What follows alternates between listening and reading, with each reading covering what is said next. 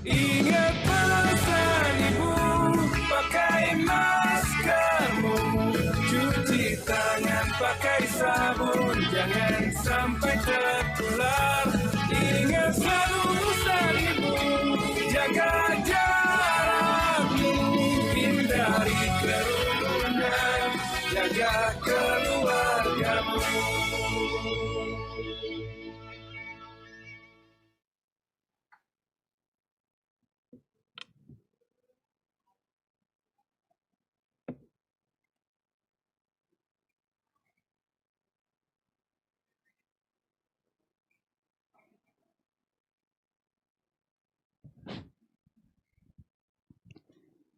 Halo pemirsa, bagaimana kabar Anda hari ini? Semoga tetap sehat dan tetap semangat dalam beraktivitas. Senang sekali saya Amel Sani bisa menemani perbincangan siang kali ini yang akan membahas mengenai sosialisasi pesantren, iman, imun, aman yang disiarkan secara langsung dari Media Center Satuan Tugas Penanganan COVID-19 Graha BNPB Jakarta. Saat ini kita sedang menghadapi musuh bersama, yaitu COVID-19. Oleh karena itu, kita harus bersama-sama bersinergi memutus mata rantai penularannya dengan cara yang tepat, cepat, dan akurat. Salah satu yang dapat kita lakukan saat ini adalah dengan melakukan perubahan perilaku sebagai ujung tombak pengendalian COVID-19. Kegiatan di pondok pesantren dilakukan secara komunal, yang dilakukan secara bersama-sama seperti makan, tidur, belajar, dan beribadah. Sehingga penting untuk melakukan protokol kesehatan dengan disiplin di kalangan santri dan pengajar. Oleh karena itu, kita akan mencari tahu pengalaman pondok pesantren Darul Quran pada masa pandemi agar santri terhindar dari COVID-19, serta bagaimana melaksanakan 3M dilengkapi iman, imun, dan aman di pondok pesantren. Simak perbincangan saya siang ini dengan Prof. Wiku Adhisa Smito selaku Koordinator Tim Pakar dan Juru Bicara Pemerintah Satuan Tugas Penanganan COVID-19. Bersama juga dengan Dr. Sony Harmadi selaku Ketua Bidang Perubahan Perilaku Satuan Tugas COVID-19. Dan juga telah bergabung bersama kita pada siang hari ini Ustadz Yusuf Mansur selaku pimpinan Pondok Pesantren Darul Quran. Dan sebagai informasi, kondisi studio telah disanitasi. Mikrofon yang kami gunakan sudah disinfeksi dan kami juga senantiasa menjaga jarak. Talkshow ini juga memperhatikan protokol kesehatan dan ditujukan untuk semua kalangan. Sebelum kita memulai diskusi, mari kita selalu menggunakan hand sanitizer terlebih dahulu. Pertama-tama saya akan menyapa Prof. Wiku. Halo Prof. Wiku, apa kabar? Alhamdulillah, terima kasih. Alhamdulillah Prof. Wiku. Prof. Wiku, bagaimana pandangan Prof mengenai informasi terupdate COVID-19 di Indonesia? Baik, terima kasih Mbak Amel. Kondisinya saat ini menurut kami dalam kondisi yang terkendali karena jumlah kasus aktif dari waktu ke waktu selalu turun terus dan kasus kesembuhan juga persentasenya meningkat terus dan angka kematian juga terus menurun. Bahkan untuk kasus aktif kita di bawah rata-rata dunia dan kasus sembuhnya kita berada di atas rata-rata dunia. Namun angka kematian kita masih sedikit di atas rata-rata dunia. Baik, terima kasih Prof. Wiku. Selanjutnya saya akan beralih kepada Ustadz Yusuf Mansur. Halo Ustadz Yusuf, apa kabar Ustadz? Baik, Assalamualaikum warahmatullahi wabarakatuh. Waalaikumsalam warahmatullahi wabarakatuh. Ustadz Yusuf, bagaimana kegiatan proses belajar mengajar yang saat ini berlangsung di Pondok Pesantren Darul Quran, Ustadz? Bismillahirrahmanirrahim. Alhamdulillah aman banget. Kami di setiap cabang berkoordinasi dengan pemerintahan kota, kemudian dinas kesehatan kota, minimal dengan puskesmas di sekitar untuk protokol kesehatan. Dan bahkan kami kerjasama juga dengan kawan-kawan dari tentara ya, dari kawan-kawan TNI untuk kemudian membantu jalannya protokol safety dan mencegah hal yang tidak diinginkan, mencegah klaster baru di pesantren. Tadi bagus tuh, iman, imun, aman, keren. Iman, imun, aman. Iya. Benar-benar itu.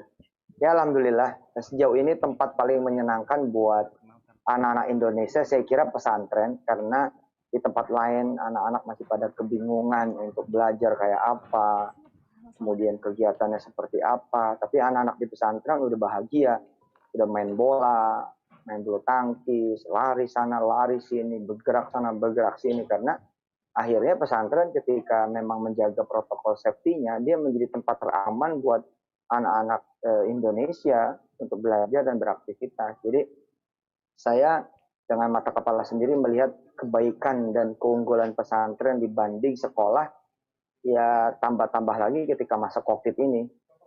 Gitu Mbak. Oke, terima kasih Ustadz. Nah, selanjutnya pemirsa di rumah, kita sudah kehadiran Dr. Sony di studio Media Center. Apa kabar Dr. Sony? Baik, alhamdulillah. Assalamualaikum warahmatullahi wabarakatuh. Alhamdulillah, waalaikumsalam warahmatullahi wabarakatuh. Dr. Sony, kita akan kembali melanjutkan perbincangan kita pada siang hari ini. Dan saya akan beralih untuk Prof. Wiku. Prof. Wiku, apa yang dimaksud dengan ingat pesan ibu? Dan bagaimana cara mengimplementasikan kampanye ingat pesan ibu di lingkungan pondok pesantren?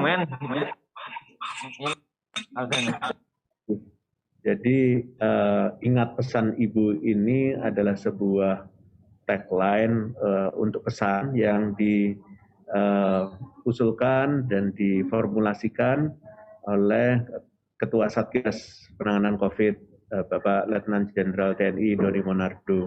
Mengapa ingat pesan ibu ini adalah tagline yang penting? Karena kita menyadari setelah sekian bulan dalam rangka untuk mensosialisasikan protokol kesehatan ini, untuk menjalankan protokol kesehatan ini, kita mau cari apa yang paling mudah untuk bisa dipahami. Dan kita tahu bahwa semua orang pasti lahir dari rahim seorang ibu. Dan ibu itu adalah orang yang membesarkan kita semuanya. Dan ini adalah sesuatu pesan yang penting apabila disampaikan oleh seorang ibu kepada anaknya.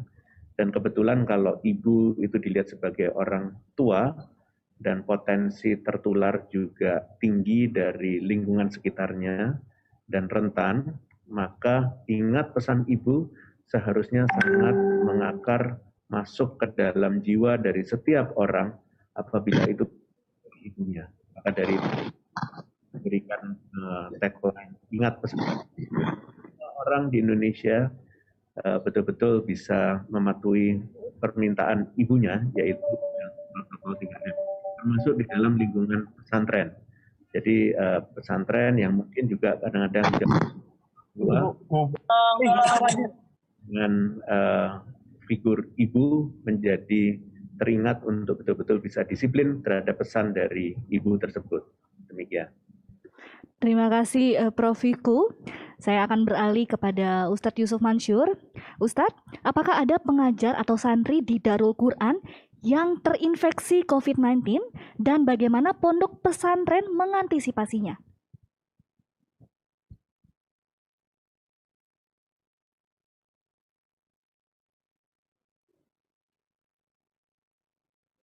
Di pesantren Darul Quran, di 99% cabangnya nggak ada yang kena, tapi di satu cabang kita ada yang kena. Tapi kemudian dengan kesigapan teman-teman pemerintahan kota, kemudian dibantu oleh Rumah Sakit Kasdim dan Puskesmas setempat, alhamdulillah cepat sekali recovery-nya, hanya dengan isolasi mandiri, kemudian langsung zero lagi. Jadi kerjasama yang sangat baik dan merupakan pengalaman yang tidak terlupakan, sampai kemudian ada beberapa SDM Darul Quran yang bangga sekali menyandang gelar Satgas COVID. Wah, luar biasa. Dan ini saya ngucapin salam dulu buat teman-teman SDM Darul Quran yang hadir dari seluruh cabang, dari berbagai cabang, dan kemudian santri-santri ayah yang ikutan Zoom pada hari ini. Dan mudah-mudahan kita doain Satgas COVID nasional dan daerah berhasil. Dan kemarin Pak Muldoko juga sudah menyampaikan bahwa Indonesia jauh lebih baik penanganan COVID-nya dari Amerika Serikat. Dan saya percaya itu, karena Indonesia punya doa juga. Indonesia punya munajat, Indonesia punya ibadah-ibadah yang insya Allah dengan itu mendatangkan ridho Allah dan bantuan dari Allah untuk menjaga Indonesia ini dari COVID dengan segala bentuk ikutannya, ya, krisis, resesi, dan lain sebagainya, insya Allah. Demikian, Mbak.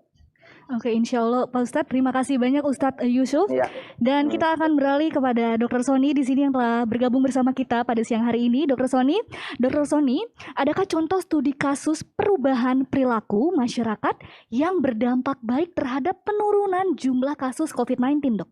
Ya, banyak jawabannya. Karena protokol kesehatan 3M itu juga didasarkan pada pengalaman kita di masa lalu, didasarkan pada hasil-hasil riset, kajian, dan seterusnya. Jadi pada negara-negara yang menerapkan penggunaan masker secara ketat, dalam 3 minggu tuh kasusnya turun drastis. Tersisa hanya 20-25% kasus hariannya. Lalu kemudian jaga jarak juga secara ilmiah itu sudah diteliti. Sebagai contoh, ketika orang berbicara, dalam jarak 2 meter aerosolnya itu bisa menyebar sebetulnya. Sehingga ketika kita menjaga jarak minimal 2 meter itu menjadi aman. Lalu kemudian juga mencuci tangan pakai sabun itu juga berdasarkan penelitian ilmiah. Nah, ada beberapa negara seperti di Asia Timur, ya, di Jepang, ketika mereka sedang kurang sehat, tidak enak badan, itu masyarakatnya sudah punya kesadaran untuk menggunakan masker. Jadi menggunakan masker itu bukan hanya karena pandemi, tapi ketika mereka kurang sehat, mereka daripada menulari dan juga imunnya sedang turun, mereka juga melindungi dirinya dengan masker. Jadi sebetulnya ada kepedulian sosial. Nah ini kan saatnya kita juga belajar tentang kesolehan sosial, kita peduli terhadap orang lain karena kita menggunakan masker adalah bentuk perlindungan terhadap diri kita dan juga orang lain. Oke, baik Dr. Sony, dan pertanyaan selanjutnya adalah bagaimana peran santri dan generasi muda untuk partisipasi aktif dalam melawan COVID-19, Dok? Nah ini penting sekali. Jadi saya mengajak teman-teman santri, Pak Ustadz Yusuf Mansur tadi udah luar biasa berperan penting di dalam mengatasi pandemi ini. Yang pertama, pandemi ini bisa berakhir kalau rantai penularannya kita putus, ya. Nah, memang yang paling banyak tidak bergejala membawa virus tapi tidak menimbulkan efek sakit itu biasanya pada kelompok muda. Nah, para santri ini kan generasi muda. Jadi para OTG ini orang tanpa gejala, mereka tidak sadar dirinya sedang sakit atau membawa virus. Sehingga kadang-kadang mereka abai. Nah, padahal kalau ada orang punya virus, dia tidak menggunakan masker, sebelahnya orang punya virus menggunakan masker, itu probabilitas atau peluang menulari itu 70%. Jadi yang sakit itu berpeluang besar untuk menulari pada orang lain. Nah, generasi muda ini memang dampak yang ditimbulkan dari virus ini tidak sebahaya kalau dia terkena pada lansia dan kelompok orang yang punya penyakit penyerta. Ya, jadi yang berbahaya adalah ketika generasi muda ini membawa virus dan mereka tidak sadar bahwa mereka sedang menyebarkannya. Nah, para santri ini satu secara internal sebetulnya bagus sekali nih boarding school kan ya, pesantren tuh konsep boarding school. Mereka harus memastikan bahwa di dalam area pesantrennya itu bersih dan sehat ya. Secara internal harus dipastikan penerapan protokol kesehatan berjalan. Misalnya pintu masuk dan pintu keluar tidak sama. Ya, terus kemudian juga mereka jangan menggunakan alat sholat yang sama, berbagi alat sholat. Atau kemudian selama masa pandemi ini makan bersama dihindari. Ya. Jadi ada strategi-strateginya. Lalu kemudian secara eksternal, para santri ini bisa menjadi teladan. Mereka juga bisa mengajak warga sekitarnya untuk patuh total terhadap protokol kesehatan.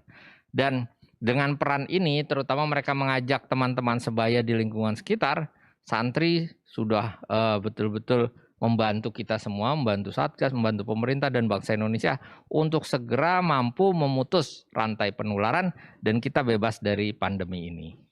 Oke, baik Dr. Sony, terima kasih banyak untuk pemaparannya. Kemudian saya akan beralih kepada Ustadz Yusuf Mansur. Ustadz, sebagai tokoh agama, adakah pesan khusus yang ingin disampaikan kepada pengajar, santri pondok pesantren, dan umat muslim pada umumnya? Ya, bismillah. Terima kasih Pak Sony dan Prof. Wiku dan kawan-kawan semua. Memang kita perlu mengkampen bahwa ada ibadah yang sebelumnya tidak pernah ada sebelum masa pandemi, yakni ibadah menjaga keselamatan orang dengan cara mematuhi, menjaga dan melaksanakan protokol safety. Dengan cara begitu kita menjadi beribadah. Kita misalkan memakai masker. Nah, memakai masker ini menjadi sebuah ibadah yang paling tinggi sekarang ini di dalam agama kita dan cara di agama manapun. Kenapa? Karena dengan kita memakai masker, maka kita menjaga keselamatan diri kita dan keselamatan dirinya orang lain.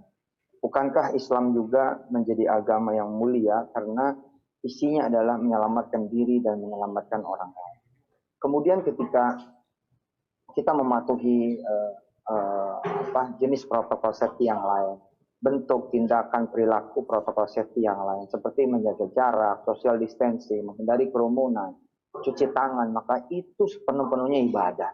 Dan ibadah ini nggak pernah ada sebelumnya di masa sebelum pandemi. Nah sekarang ini ada, berarti kan Allah menambah jenis ibadah gitu loh. Menambah jenis ibadah untuk menutup segala kekotoran kita, menutup segala kemudian kebusukan dan keburukan kita, menutup segala kemudian kejahatan dan dosa kita, maksiat kita, sehingga mudah-mudahan tanpa kita sadari dengan memakai masker misalnya, tanpa sadar gitu ya, alhamdulillah gitu, kita malah dapat banyak amal-amal soleh yang kemudian menjadi pahala dan amal soleh kita yang menutup hal-hal yang buruk tadi. Dan saya menghimbau diri saya gitu ya untuk kemudian memperhatikan soal keselamatan diri dan orang lain, karena disitulah kemudian Islam sendiri berperan. Percuma kita melakukan banyak hal, tapi itu mendatangkan bahaya buat kita dan apalagi bahaya buat orang lain. Demikian, Mbak. Oke, baik Ustadz, terima kasih banyak. Kemudian Ustadz, apa saja tantangan Pondok Pesantren Darul Quran dalam menghadapi pandemi COVID-19 ini, Ustadz? Nggak ada ya, karena kami enjoy, nggak jadiin beban, dan ada Allah yang senantiasa kita mintai pertolongan dan bantuannya. Teman-teman juga dimanapun berada jangan pernah khawatir gitu. Jangan pernah banyak ada keraguan bahwa Allah itu kuasa. Kita mesti enteng ya, mesti ringan dalam menjalani hidup ini sehingga ada kenikmatan, ada keenjoyan, nggak ada masalah ketika kemudian ada kesusahan, ada ketakutan, kita bisa tahu kemana kita mengembalikan segalanya, yakni kepada Allah Subhanahu wa Ta'ala. Hal yang mungkin beberapa atau sebagian orang tidak kita dapatkan, misalnya ketika orang-orang putus kerjaan, dia gelisah, dia khawatir, lalu menyalahkan COVID, menyalahkan situasi, menyalahkan negara, menyalahkan pemerintah, menyalahkan kemudian lingkungan. Padahal gampang ketika Allah mencabut rezeki seseorang dan dia tahu yang mencabut itu adalah Allah, ya udah datang aja lagi ke Allah, kemudian minta sama Allah untuk kemudian Allah memberinya kembali. Dan mintanya bahkan jangan tanggung-tanggung, minta yang lebih banyak, minta yang lebih baik, minta yang lebih bagus, gitu. Nah, relevansi dengan pertanyaan tadi adalah, alhamdulillah gitu di pesantren, segala sesuatu kalau bukan dirasa sebagai beban, enjoy, enak, ringan, maka otomatis ada kenikmatan. Bukan dirasa sebagai sebuah beban dan sesuatu yang menakutkan atau malah menyusahkan gitu. Baik, terima kasih banyak Ustadz Yusuf. Dan kita akan beralih kepada Dr. Sony. Dr. Sony, pesan dari Dr. Sony untuk mengajak santri mentaati protokol kesehatan agar penularan COVID-19 tidak terjadi. Ya, baik, terima kasih. Sebetulnya Ustadz Yusuf Mansur ini udah luar biasa, nanti bisa menjadi tentunya bisa kita ajak sama-sama, dan beliau juga sudah menerapkan di pesantren Darul Quran.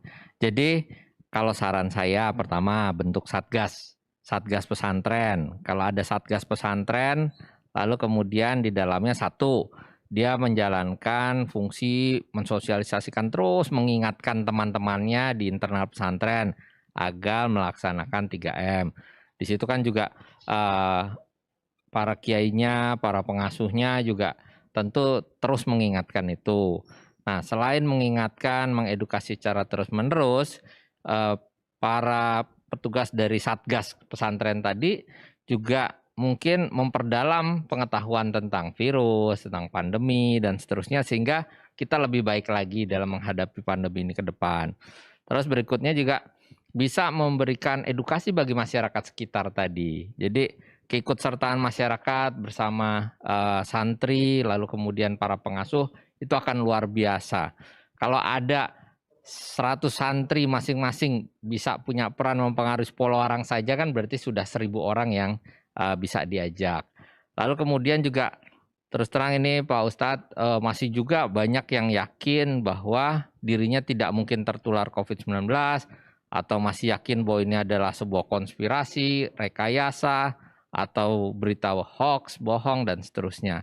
Nah, pemahaman-pemahaman seperti ini akhirnya menyebabkan orang menjadi abai terhadap protokol kesehatan. Mereka tidak mau pakai masker, tidak menjaga jarak, tidak menghindari kerumunan, tidak mencuci tangan pakai sabun, dan seterusnya. Padahal kita ini dalam jangka pendek, kalau kita patuh 3M secara total, karena 1 menit saja lengah itu bisa menular. Kalau kita patuh 3M dalam jangka pendek, ini pandeminya berakhir. Tapi dalam jangka panjang, kita itu bisa mendorong masyarakat untuk hidup bersih dan sehat.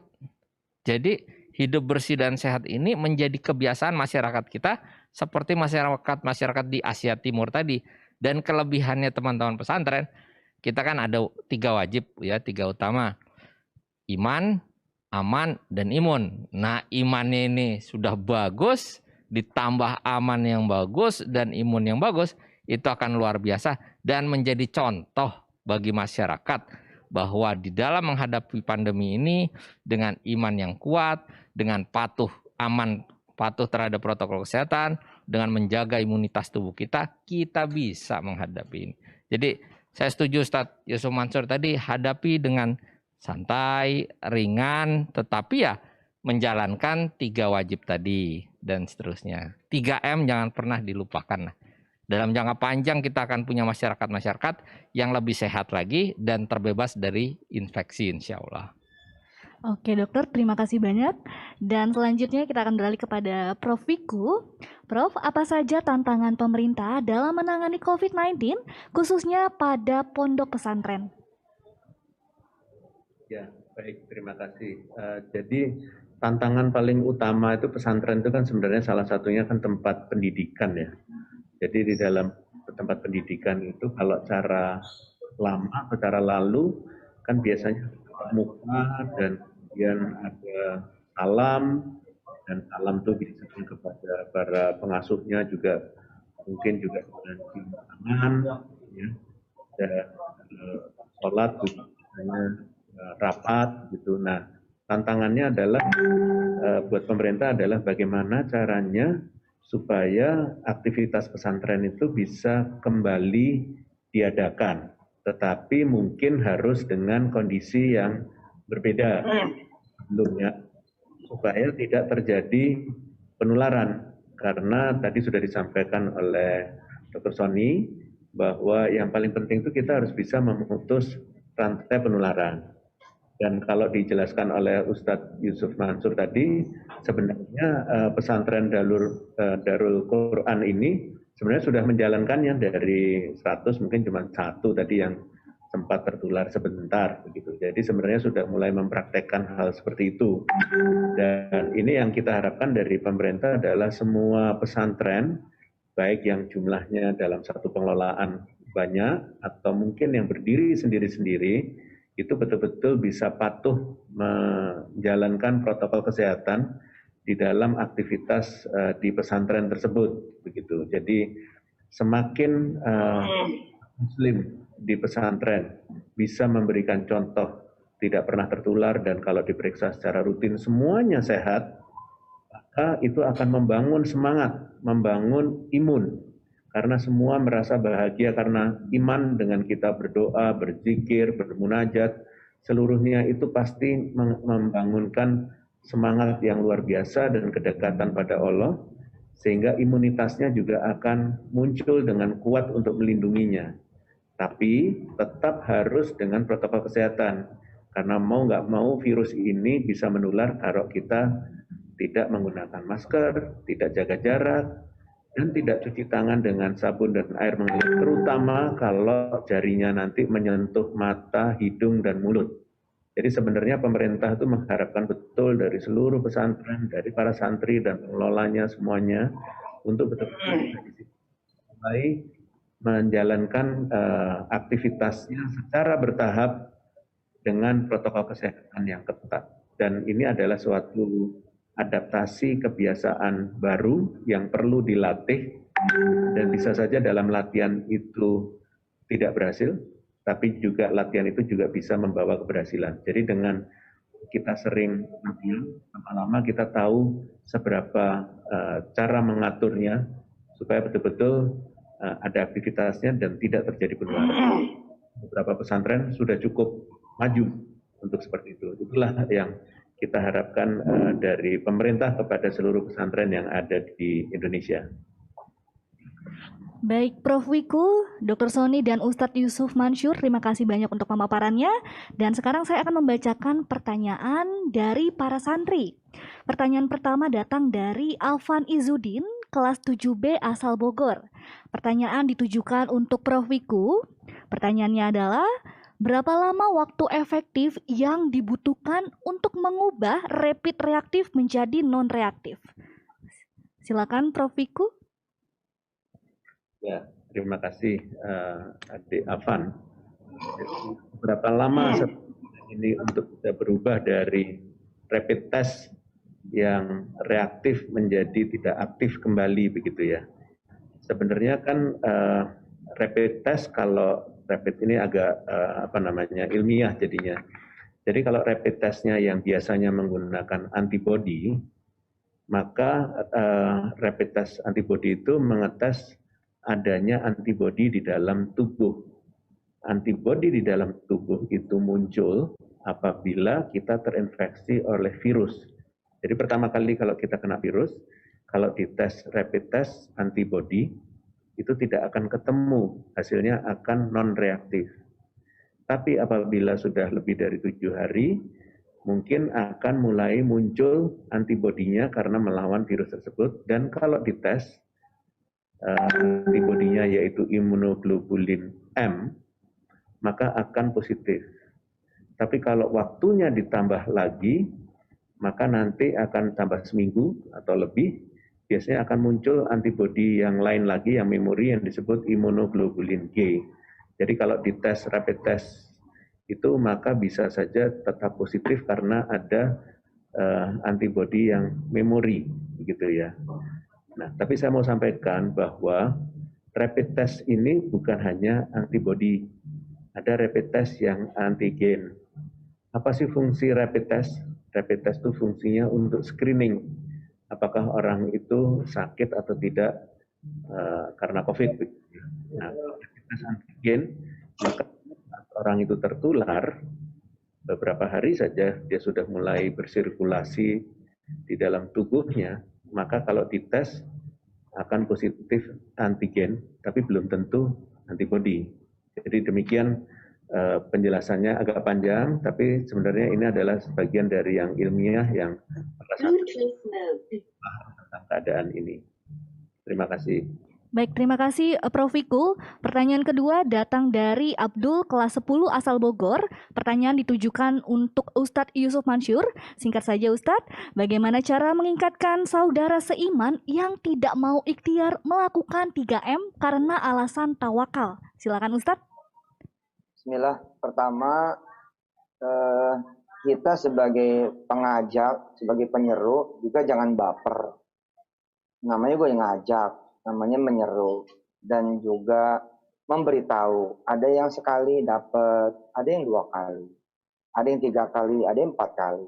Yang penting, yang perlu kita ketahui bahwa ada kewajiban sosial, di mana kita nggak boleh selamat sendiri, tapi harus menyelamatkan juga orang lain.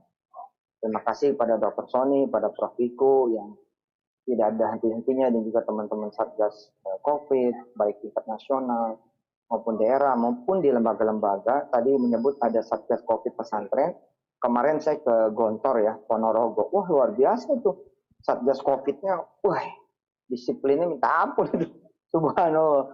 Artinya ya, memang semua pada bekerja. Karena kita nggak bisa selamat sendiri. Kita harus menyelamatkan orang lain. Tapi, ketika kita pengen menyelamatkan orang lain, kita juga hindari hal-hal yang membuat kita menjadi baper, menjadi marah, menjadi kecewa. Terus aja, ada yang bisa dikasih tahu dengan cara A, ada yang bisa dikasih tahunya dengan cara yang B. Dicari tahu gitu loh. Saudaranya tadi bisa masuk lewat mana nih gitu. Dan kemudian jangan lupa, kupingnya orang milik Allah. Jadi kalau mau ngasih tahu, jangan lupa kita berdoa kepada Allah agar kupingnya dia denger gitu. Karena mulut kita juga bukan mulut kita gitu kan, mulutnya Allah. Kita minta kita bisa makan mulutnya Allah untuk telinga yang juga bukan telinganya dia, tapi telinga miliknya Allah, mudah-mudahan bisa ketemu gitu. Saya ya anak-anak santri dan para pelajar dan semua yang menyaksikan ini, kalau mau ceramah tuh saya sholat 2 rakaat di belakang panggung gitu. Di rumah tuan rumah atau di kantor di mana saya mau ngajar, sholat kelihatannya kayak sholat sunnah biasa. Bukan, itu sholat sunat hajat. Saya bilang, ya Allah, kupingnya orang yang dengar nih bukan kuping saya, dan juga bukan kupingnya dia. Minta supaya Allah kemudian membuka kupingnya mereka, membuka hatinya, membuka matanya, membuka pikirannya untuk apa yang menjadi nasihat, yang juga bukan nasihat saya, tapi nasihat yang engkau kehendaki. Nah, bila kita seperti itu, maka kita akan terhindar dari perasaan putus asa, dan insya Allah kemudian akan diberi kesabaran. Namanya juga memberitahu sesuatu yang baru, memberitahu sesuatu yang tadinya tidak pernah ada. Apalagi kemudian tadi, ya betul Pak Sony, Pak Wiku ya, masih banyak orang yang menganggap, ini kan kalau kita banyak doa saja ya sudah, nggak bakalan kena. Nah kalau doa-doa tapi nyebrang aja nggak lihat kanan kiri ya ketabrak lah begitu kan. Ya doa supaya selamat, tapi tengok dong kanan kiri kalau mau nyebrang gitu. Jadi tetap ikhtiar. Dan tadi saya ketemu hal yang baru nih sore hari ini, yakni ketika kemudian Dr. Sony bilang kalau kita disiplin menjaga protokol safety hari ini, maka COVID-nya hilang, tapi kebiasaan hidup bersih tetap ada. COVID-nya hilang, tapi kebiasaan hidup sehat tetap ada. Iya ya, benar juga tuh. Benar juga tuh. Maka kita akan berangkat menuju masyarakat yang maju gitu kan. Wabil khusus hal ini di bidang kesehatan, cuci tangan dan lain sebagainya. Terima kasih. Baik, terima kasih kepada seluruh narasumber. Terima kasih untuk Prof. Wiku, Dr. Sony, dan juga Ustadz Yusuf Mansur. Saatnya kita tiba di penghujung acara. Semoga bincang-bincang hari ini dapat bermanfaat untuk kita semua. Jangan lupa pemirsa untuk selalu memakai masker, menjaga jarak, dan menghindari kerumunan, mencuci tangan pakai sabun dengan air yang mengalir. Ingat pesan Ketua Satuan Tugas Penanganan COVID-19, Bapak Doni Monardo. Apa yang kita lakukan agar disiplin dan patuh memakai masker, menjaga jarak, dan menghindari kerumunan, serta mencuci tangan belum sebanding dengan beratnya perjuangan dokter dan tenaga kesehatan yang merawat pasien di rumah sakit. Mereka yang mengabaikan protokol kesehatan sehingga menimbulkan korban jiwa bukan hanya diminta pertanggungjawaban di dunia, tetapi juga di akhirat. Saya akhiri talkshow kita kali ini. Saya Amel Sani bersama tim yang bertugas dan narasumber hari ini undur diri. Selamat siang dan sampai jumpa.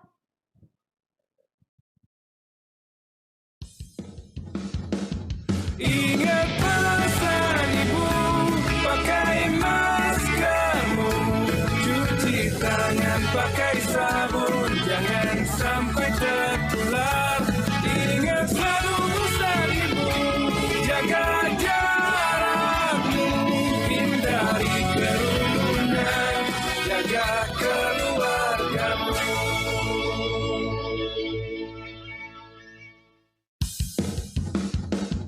Ingat pesan ibu, pakai maskermu, cuci tangan pakai sabun, jangan sampai tertular.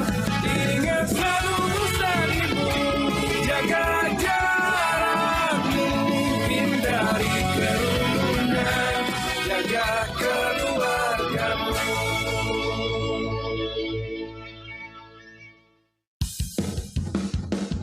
Ingat pesan ibu, pakai maskermu, cuci tangan pakai sabun, jangan sampai tertular.